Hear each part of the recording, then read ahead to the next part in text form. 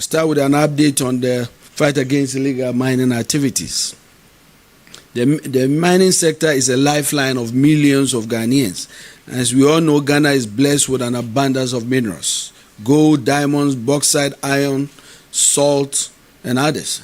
These natural resources are under unprecedented global strain due to rapid population growth, urbanization, escalating demand for raw materials, and the compounding effects of climate change. The government of His Excellency John Dramani Mahama recognizes that for Ghana to fully harness the benefit of its mineral wealth, the law must be strengthened to ensure equity, sustainability, and shared prosperity for all stakeholders, especially our communities which bear the direct brunt of mining activities. That is why we are undertaking a comprehensive legislative and policy review at the Minerals Commission. The Minerals and Mining Act at 703/2024, as amended, are under review with extensive stakeholder engagement and at about 85% completion stage. And I have to note that we've really embarked on a national stakeholder engagements across the country. Some significant changes that we are pursuing is: one, to drastically reduce the number of years that prospecting licenses are held from perpetuity to a defined minimal period, reducing the upper limit for a number of years for the grant of a mining lease from 30 years to an agreed period, obviously very reduced years. 3, abolishing development agreements and enforcing the signing of community development agreements, imposing a rate of an agreed percentage of gross revenue from the sale of minerals to fund community development projects to help fast-track the development of mining communities. How many times have we talked about how mining communities are impoverished? These transformational changes will see the accelerated development of our mining communities. We are also introducing a three-tier mineral right regime by including a medium-scale mining. As we speak, we have only small-scale and large-scale. We envision the new law to have a medium-scale regime. We are also working to reduce the upper limit for stability agreements from the current 15 years to allow for capital recovery for huge investments only, or abolishing it altogether. Under the leadership of His Excellency President John Dramani Mahama, and with extensive stakeholder engagements that include traditional authorities, civil society groups, academia, government is committed to ensure that the review of the Act corrects the imbalances of the past and secure a brighter future for the benefit of all Ghanaians. And that is why we are bent on making sure that we visit every region in the country to get the inputs of the people of Ghana. In the fight against galamsey, it must be noted that 55 small-scale mining licenses issued during the transitional period were revoked at the beginning of the year. Additionally, 907 out of 1,278 licenses, and these are small-scale mining licenses, are now under review for possible revocation due to irregularities identified by the Small-Scale Mining Review Committee, chaired by my able Deputy Minister. A similar exercise is currently ongoing to review large-scale mining licenses to ensure compliance. These measures are all aimed at sanitizing the mining sector to ensure transparency and sustainable operations. In collaboration with other agencies, including the Ghana Police Service, the Ghana Armed Forces, and the National Security Secretariat, and I must say that I've had a full cooperation of our various sector ministries, and I want to take the opportunity to thank them for their cooperation, including the Attorney General. 425 excavators and other machinery have been seized. We have also made 1,345 arrests nationwide since we started, and prosecutions are steadily progressing. I believe that the Attorney General will speak to these prosecutions and give us an update when he takes his stand. I'll specifically give you some numbers and to show you the specifics.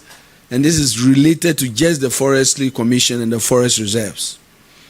177 excavators have been seized under the Forestry Commission, 4 bulldozers, 12 vehicles, 43 motorcycles, and 155 pumping machines, 184 chamfans, 15 detector machines, and 10 heavy-duty generators have all been seized, and 286 persons have also been arrested. These are under the Forestry Commission, and they make up for the total numbers I gave earlier. To coordinate the efforts of the military, police, and other security agencies, and to bring proper sanity and coordination, the ministry, working closely with the Ministry of Interior, Defense, and the Attorney General, have established, and the National Security Secretary have established the National Anti-Illegal Mining Operations Secretariat, we call it NAMOS, as the operational nerve center for Ghana's fight against illegal small-scale mining and its associated environmental degradation, particularly in water bodies and forest reserves. It embodies Ghana's coordinated response to the scourge of illegal mining, integrating security, environmental, and legal responses into a unified operational strategy. I'm also very excited to note that in collaboration with the Ministry of Transport and the Ministry of Finance under the GRA Customs Division and the Ports and Harbors Authority, we have initiated a proactive tracking of all imports of excavators and earth-moving equipment from the point of entry. So far, 1,200 excavators have been impounded, pending validations before clearance at the port. We are also developing a centralized digital platform named the Ghana Mine Repository and Tracking Software that has been deployed at the Minerals Commission and is at an advanced stage to support this initiative. The platform will serve as the single point of integration for all agencies, including Customs, DVLA, the Ministry of Transport, the Minerals Commission, National Security, and the NAMOS, and provide authorized institutions with real-time access to permit history, equipment location, and operational compliance. A pilot project of over 191 excavators is currently being tracked in the dedicated control room of the Minerals Commission. And this is very, very innovative. This is very, very new. As you know, we are now able to track the excavators before they even set off to come to Ghana. And when they get there, the Minerals Commission, DVLA, everybody is there. And we have also tracking them to the geofencing and geotracking control room at the Minerals Commission. And we believe that we are going to get to that point where every movement of excavator in this country is actually regulated. We are doing this grounded on LI 2404, which prescribes the mandatory registration of all earth-moving and mining equipment that is to be used in mining operations. LI 2404 ensures that machinery and equipment are tracked in real time and used only in mining areas for which they have been registered. To address the challenge of water pollution by illegal mining activities, the Blue Water Initiative was launched within the first 120 days in line with the government's manifesto promise. So far, over 450 personnel have been trained and deployed. I'm also happy to announce that the second batch of 530 blue water guards will be graduating just this Friday, 25th of July. The target is to train 2,000 blue water guards personnel by the end of the year. The deployment strategy for the blue water guards is non-confrontational. They act as intelligence officers and also engage with local community to raise awareness about the importance of environmental conservation and the negative impacts of illegal mining. I think already it is very clear that we are seeing the very positive impact of the presence of these blue water guards in our watering areas. The second phase of the Blue Water Initiative will focus on dechemicalizing the water bodies to restore them to their pristine conditions. Feasibility studies are steadily underway.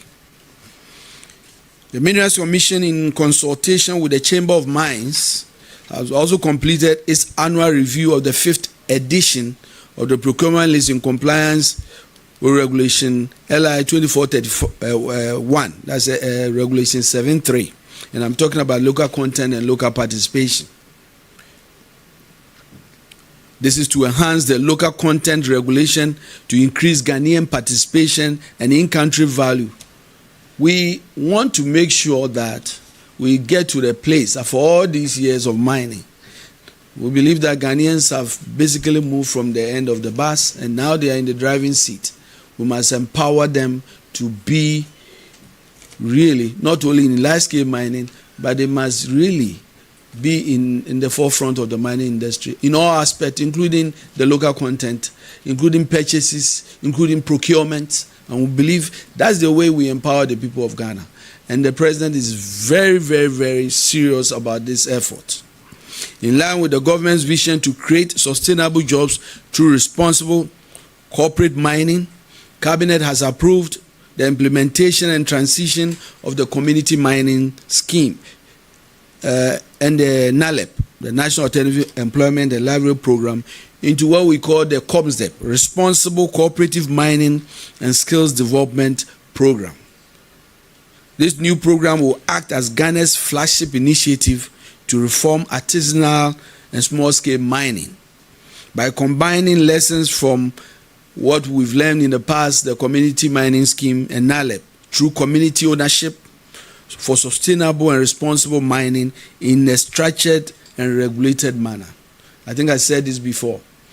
The reason why this is important is that ultimately, when we say that we are negotiating with large-scale mining companies to identify locations for community mining and ownership, we must indeed make sure that the community owns those mining, and also making sure that we are empowering them in training and giving them the right tools to make sure they mine responsibly and sustainably. And that's exactly what the COMSDEC is intended to do. The program has successfully trained and supported 127 young people with startup kits for apprenticeship and skills development programs in partnership with Anglo, Ashanti, and GIZ.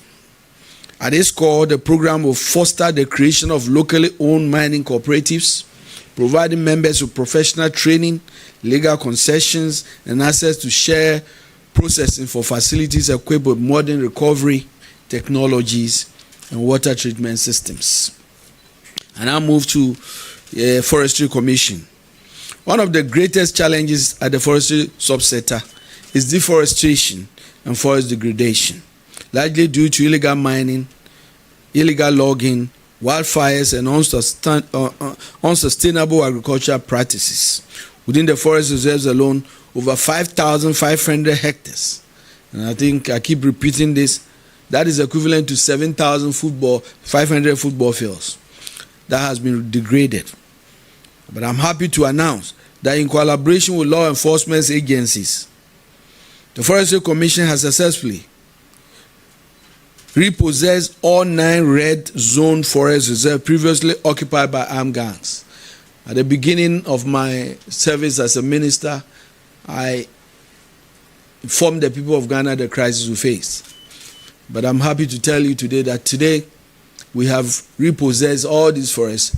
It doesn't mean we are completely out of the woods, but what it means that the forestry guards are able to enter in and out, and when they need reinforcement, they are supported.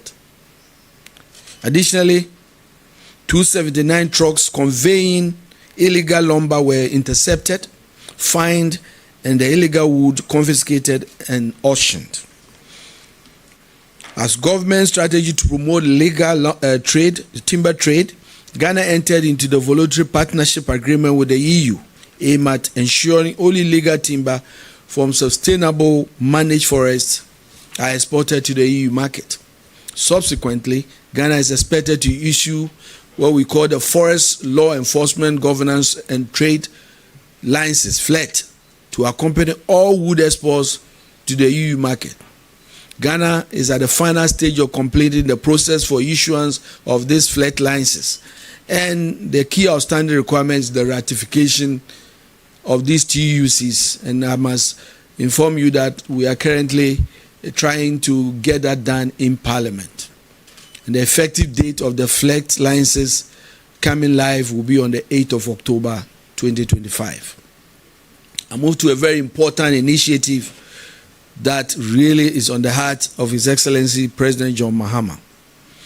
And that is what we call the Major Reforestation Initiative, Tree for Life initiative. This was launched by His Excellency President John Mahama at Nkawie in the Ashanti region in March this year. On June 5th, the President again led the nation to commence the tree planting exercise, emphasizing the government's commitment to planting 30 million trees.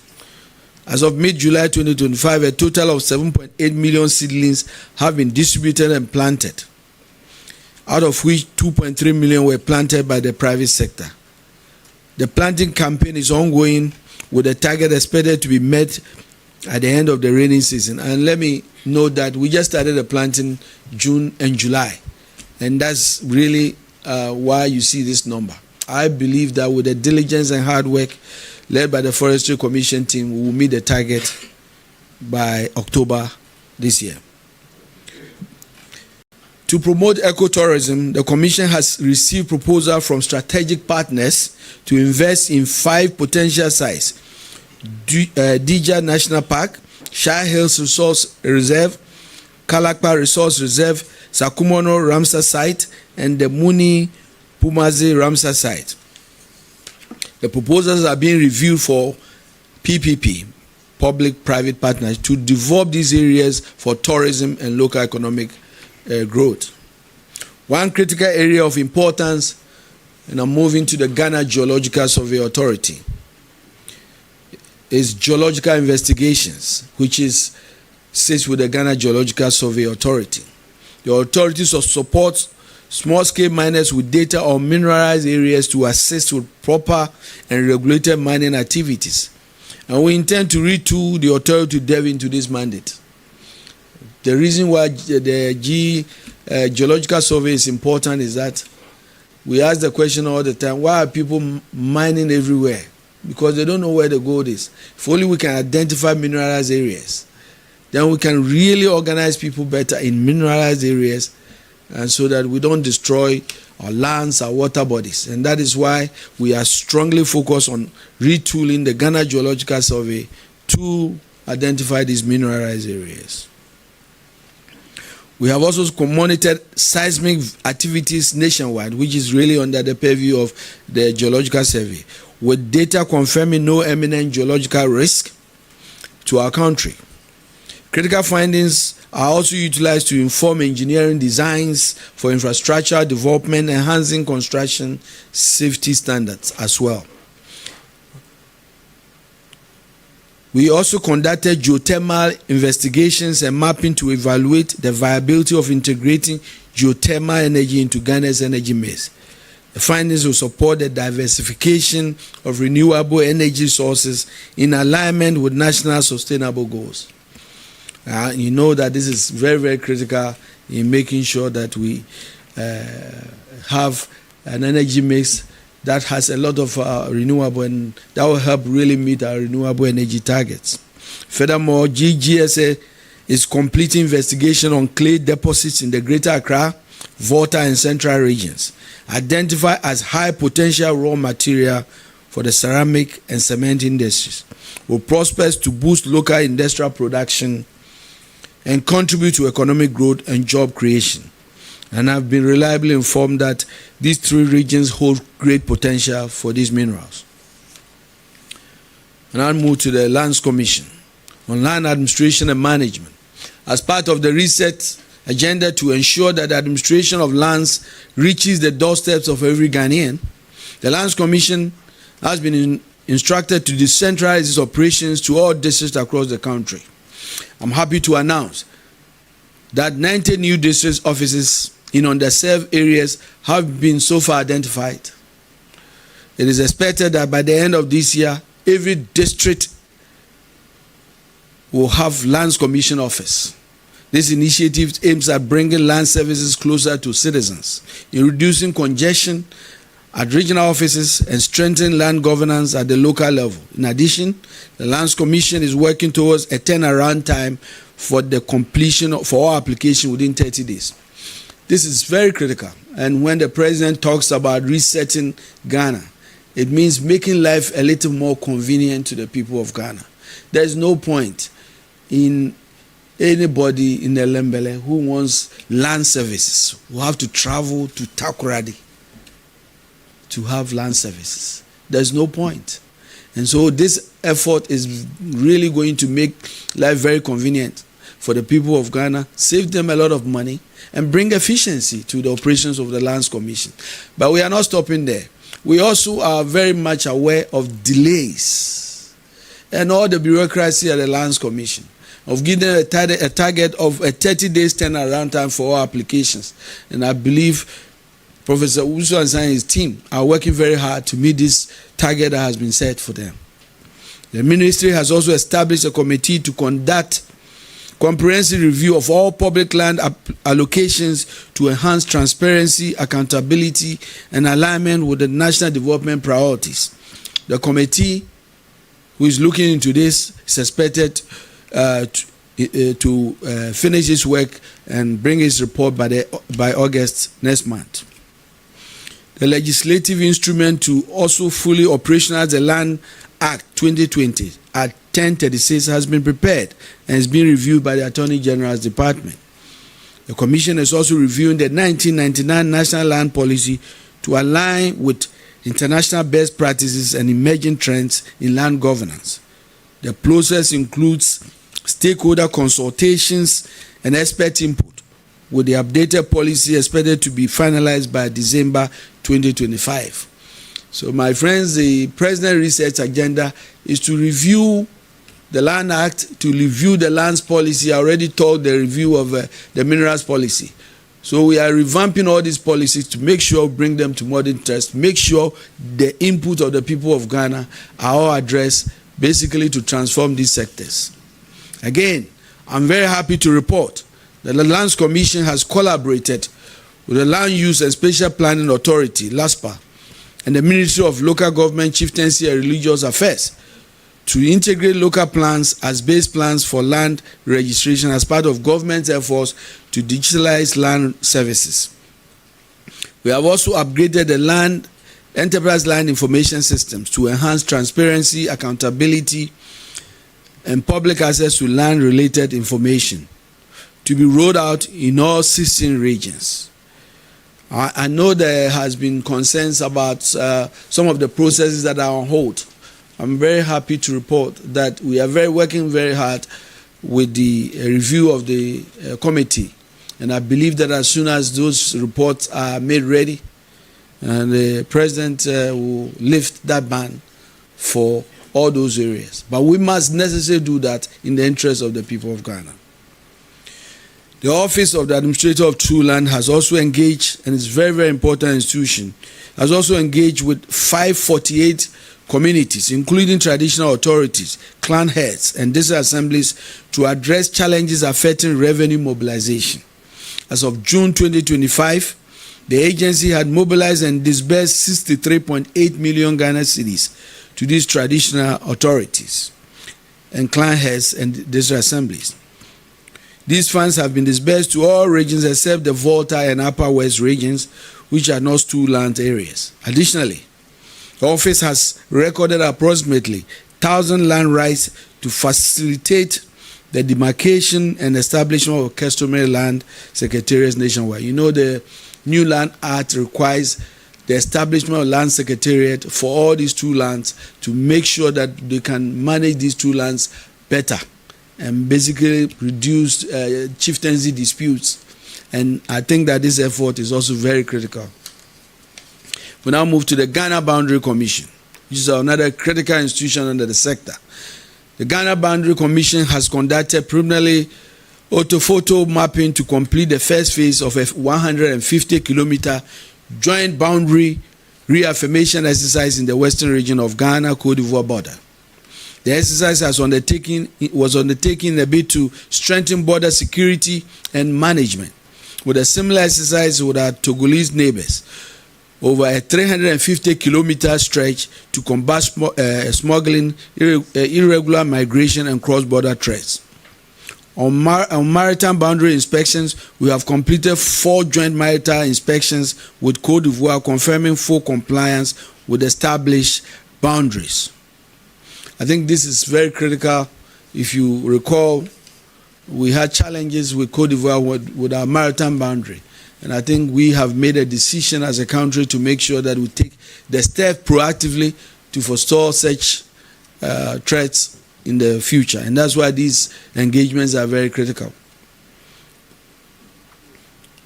We have also generated accurate geospatial data to support future boundary marker construction and bilateral cooperation.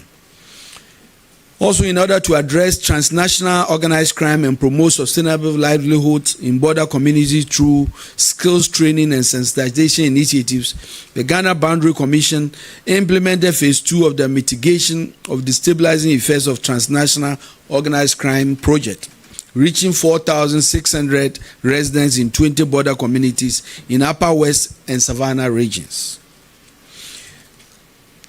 And I move to the Mineral Development Fund, which has implemented several strategic initiatives to foster sustainable development and create alternative economic opportunities in mining communities. Under the auspices of the ministry, the MDF is conducting a comprehensive feasibility study for poultry feed production to complement the government's Nkoko and Kitinkiti project. And this is a very serious project, to think about it. And that is why this initiative is a very welcome one. This initiative will provide viable alternatives to imported feed products, create employment opportunity for the youth, and support national food security objectives and advance import substitution strategies. We now move to GIADEC, the Ghana Integrated Iron. This is GISDEC, the Ghana Integrated Iron and Steel Development Corporation. This is one institution that holds key potential for our country, which seeks to bring order to the scrap metal industry. To this end, a scrap metal policy has been developed to regulate the industry. I think a lot of us agree that the scrap regulation is long overdue and we must regulate it. The corporation has successfully issued 3 licenses covering an area of 397.5 kilometers square for the Shini Iron Ore Project. Additionally, Jamurumi and Bodada Block 2 and the Pudo Iron Ore Block have all yielded high-grade iron ore in exploration resource, and that's why I say that GISDEC holds a great potential for our country. These blocks are now ready for exploitation, pending investor interest. Move to GIADEC now. At the heart of Ghana Integrated Aluminium Development Corporation's vision is a commitment to unlock the full potential of Ghana's bauxite reserves. And I'm very happy that CEO Chumasi and the team are focusing on this area while ensuring long-term value addition creation for the country. In line with this vision and in support of government's resetting Ghana agenda, we develop a new strategic path and policy objective to guide GIADEC towards becoming a financially sustainable and commercially independent state institution. GIADEC secured 6 bauxite mining leases in June 2025, pending parliamentary ratification. This aims to strengthen Ghana's control over its bauxite resources and accelerate extraction to 2 million metric cubic tons per annum. We are exploring strategic partnerships in new bauxite mine development, including a 250-kilometer railway infrastructure for bauxite transport, expansion of the Takoradi port, and improved development of Vaco. All these efforts align with Ghana's vision to become a global player in the integrated aluminium industry. And ladies and gentlemen, this holds a key transformative effect for our country if we are able to do that, to really fulfill the dream long envisioned by our Osajifo Dr. Kwame Nkrumah. And that's why the president is really supportive of this initiative. And so, in bringing our briefs to an end, ladies and gentlemen, the Ministry of Lands and Natural Resources is on course to achieve its mandate. Its mandate is to ensure the sustainable management and utilization of the nation's lands, forests, and wildlife resources, as well as the efficient management of our mineral resources for socio-economic growth and development. But let me make it clear, the Ministry is under no illusion that the fight against illegal mining is an easy one. We know that it is a marathon and not a sprint. We would definitely prevail at the end. I'm very sure about that, if you clearly follow the measures we have put in place. We are also not against mining at all. In fact, we are trying to do everything to encourage responsible and sustainable mining. And we'll do everything to support responsible mining. But ladies and gentlemen, we have drawn a line in the sand. And I believe the president is very focused on that. We have drawn a line in the sand, and we will fight against irresponsible, reckless mining activities that endanger our very lives. Let me also assure the good people of Ghana that we are steadfast, we are committed, and focused on winning this fight of our lifetime. And with the political will and support of His Excellency President John Dramani Mahama, and I have to tell you, we get that assurance on a weekly basis. When key ministers that he has set up are meeting with him on a weekly basis to address the progress we are making. This is how serious he takes this fight. We will ensure that our water bodies are turned blue, that our forests are turned green, and our environment is restored and preserved for posterity. I therefore call on all well-meaning Ghanaians and other partners to join us in this fight to save the soul of our country. I thank you, and may God bless our homeland, Ghana. Welcome. All right, thank you, Honorable Minister, for that crisp but detailed presentation. So the floor is opened at this time for questions from the media on the presentation that has been made, or any matters relating to the lands and natural resources sector or Galamsey. Komla Klucha, I work at TV3. You said the Forestry Commission has successfully repossessed all 9 red-zoned forest reserves previously occupied by armed gangs protecting illegal miners.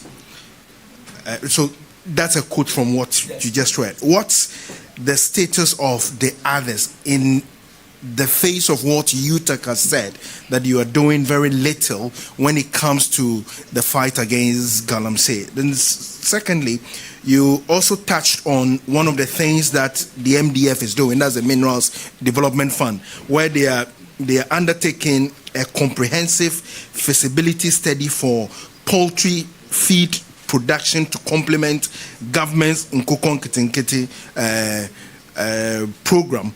I want to find out, and you can educate me, is this part of the mandate, and to what extent is this also supposed to be part of the CSR for the MDF? Thank you very much. No, we will take 5 questions. And this round, after which we will come back. Yeah. Okay, I am Akosi Awotre. I work with City FM Channel 1 TV. Honorable Minister, I want to find out from you. On July 10, you gave clear orders for EMP and Azuma Resources to within 7 days resolve the impasse. I want to tell you that it's 13 days and we want to know what the status is. Secondly, in October 2020, His Excellency, then presidential candidate, gave orders that should he win, he was going to ensure that jailed miners are freed. And then subsequently, in January this year, in fact, during your swearing in, he charged for intensified efforts to arrest these Galamseyers. Now we are seeing the arrest. But what is the assurance that as time goes on, we do not see these jailed miners being freed? Thank you. Thank you. No, 3 more questions before we come here. So, note. My name is Shadrach Odamejare, Metro TV. Honorable, my question is on land, again, under the Lands Commission details you give. I think before this government came into power, there were alleged cases of previous functionaries stealing or improperly taking lands. What is the roadmap, or what has happened to this issue? And then also there were cases of extortion at the Lands Commission before this government came into power. What has practically been done? Thank you. Thank you very much. Yes, my name is Wisdom Hedejemi. I work with TVXYZ. Still on the Lands Commission. A 2019 report showed that the Lands Commission is one of the most corrupt institutions in the country. I just want to find out, with all of these that's been said, what is the ministry doing practically to ensure that the lives of the staff of the Lands Commission is made better so they stop this corrupt act, if that's it to say? This is alleged corruption. You must clarify. There's a report. Yeah, but the report was only alleging corruption. That is what it is. So we need to clarify and put things in proper perspective. Yes. Last one, and then come. Please go ahead, Ian. I'm ED with the Ghana News Agency. Mr. Minister, please, you said the years of prospecting, you are going to review it.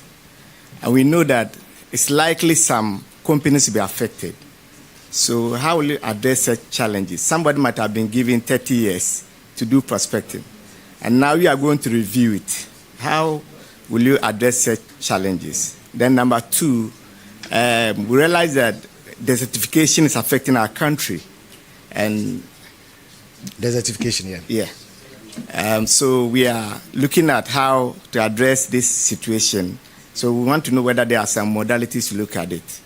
All right, thank you very much. So the minister would answer these 5 questions, after which we'll come back to another set of 5 questions. Thank you very much.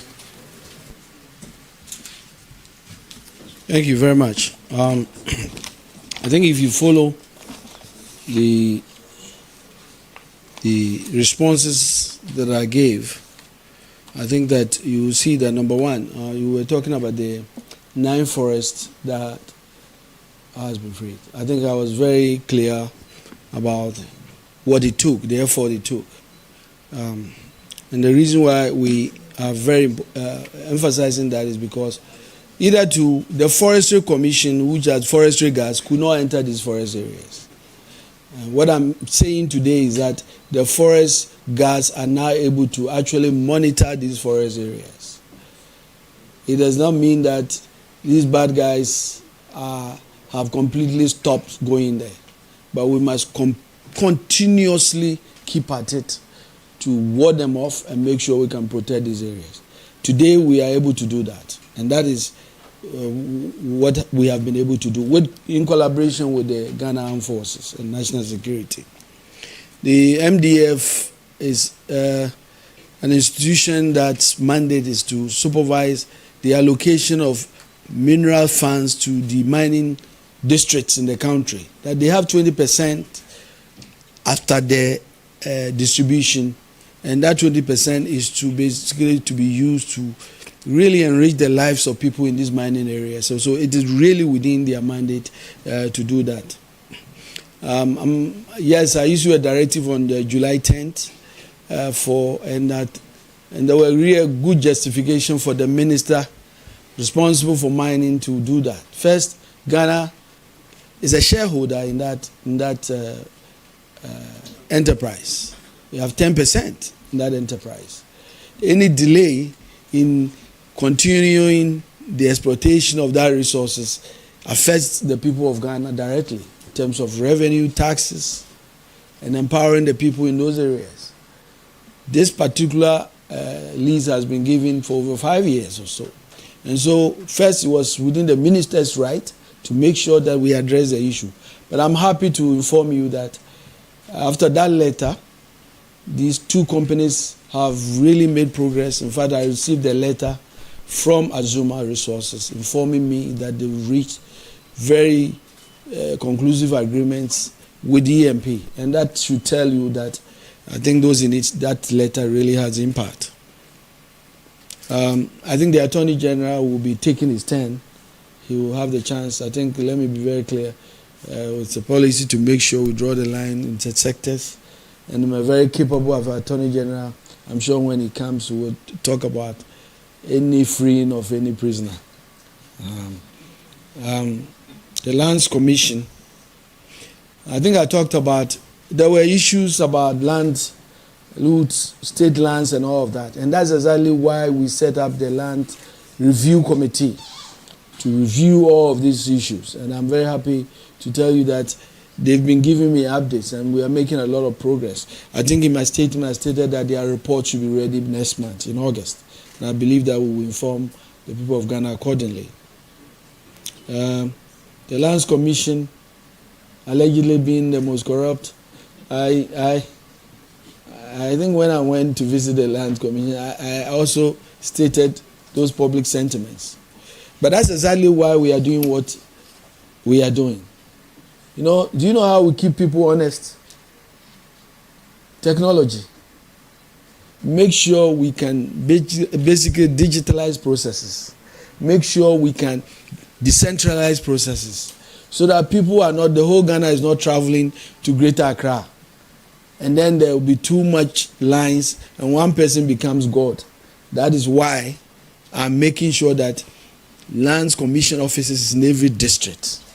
And then making sure that we push for the digitalization of their services and make sure that it's convenient and easy. And that is why we've given the directive for a 30-day turnaround. I believe with the combination of all of this, we will see a very effective Lands Commission in Ghana.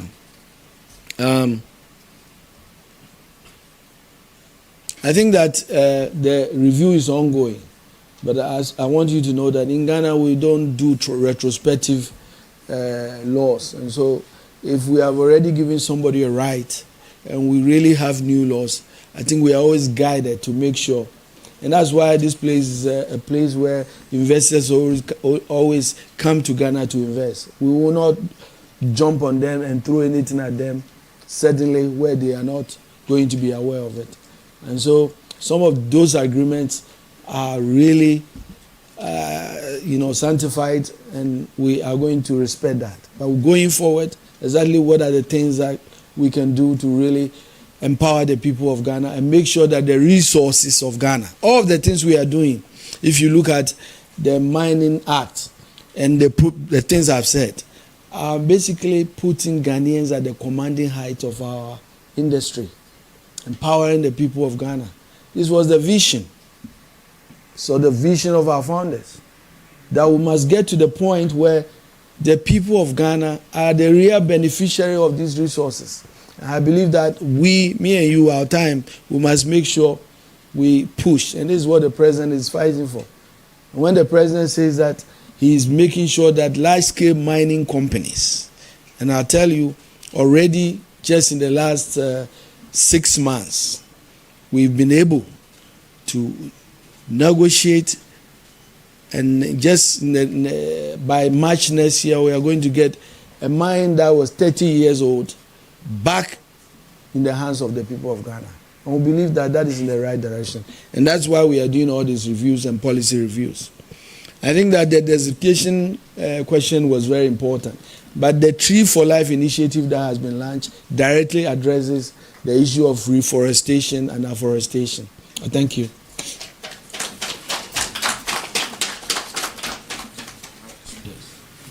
Right, thank you. So, if there are any other questions, we will take them now. Thank you very much, Honorable. My name is Patrick with Radio Gold. First and foremost, I want to find out from you, and I believe you've heard this call by civil society organizations and faith-based organizations as well, for government to declare states of emergency on illegal mining. What is the challenge with government? That is why you've not been able to do it. And secondly, I want to find out concerning the repealing of the act, that is LI 2462, has been also demanded by UTAG. Thank you very much. Right. On that one, let me indicate that the Minister for Environment will be here on this platform to speak to that. The principle in government is that ministers stick to issues within their sector. So even though we know of the close collaboration between his office and the Minister for Environment and other sectors, we want to reserve that for the sector-specific minister to speak to. That is the ally. So when the Environment Minister comes, he will address that into greater detail. Yeah. Honorable, where you there? Edenyamiase. Me pacho blue water gas no. Menu ebi ote mi krom jama enough recruitment mo ya ne sen obede na wate na omo fit te sen after wo mo adwuma no because ye hu de napko beye ye temporary employment are creating my youth no ya na entamoa enti wo mo adwuma no mo wie na ye nsuo no eni ti a what is their fate akwanta mine so ye nhye da nya update bia wo ho na macho blue water gas no ma equip mo yie because galamsey for no weapons o mu kura no Safe no mo be free reinforcement ama military for every baby abebo mo ahwe ana e be ya asem foforo nti me pese mi hu se o mo kɔ no ma equip o mo timi tutu o ma ne yeyi ana me da ase elembele star boy.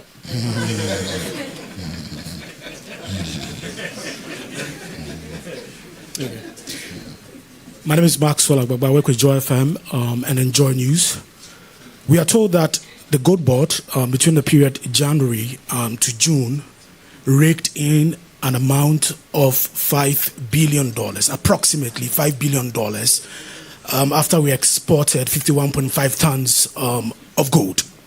Now, there are some people who are saying that although this is good, we may perhaps be sacrificing environmental protection on the altar of economic stability.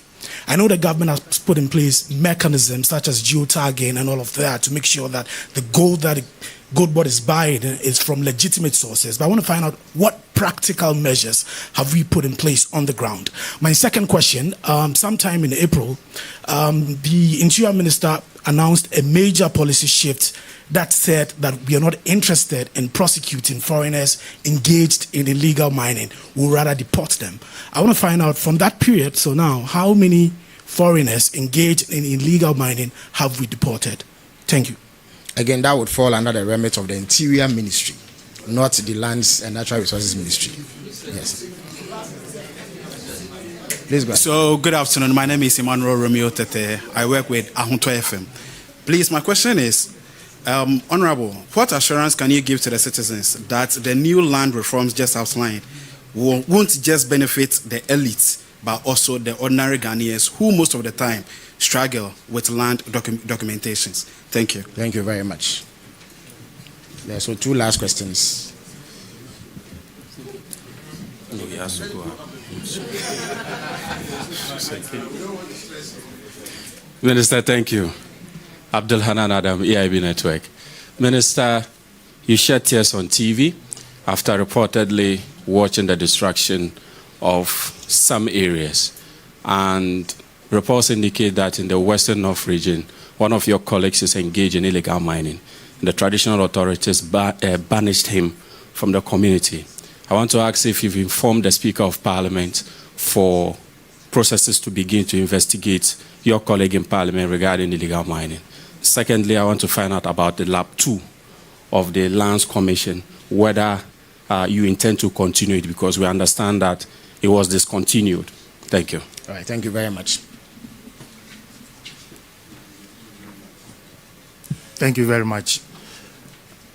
I want to find out from you, Honorable Minister, if the aim of the Land Act 2020 is to enable government to appropriate land that belong to state institutions such as GBC.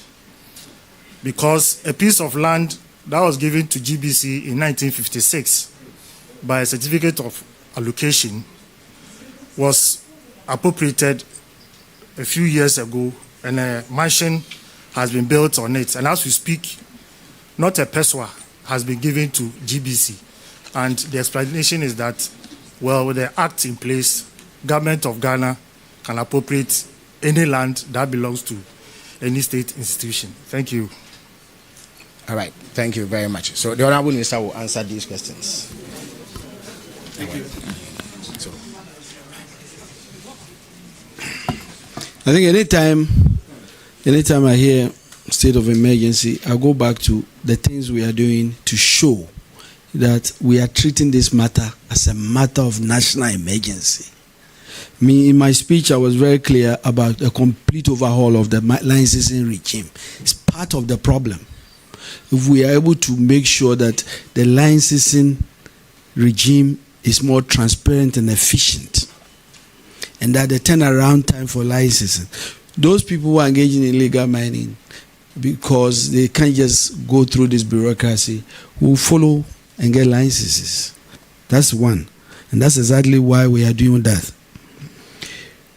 We are basically put very strict regulation on excavators, and I described the length and breadth of how excavators will enter the country, how they will be regulated from the port to geofencing them, geo-tracking them, and making sure that the control room at Mineral Commission will know every movement 24 hours a day. I talked to you about the coordination with the security forces, the police and the army, national security, and making sure that the ministry is taking the lead by coordinating these efforts into the establishment of a nerve center called NEMOS. This is really treating this matter as an emergency.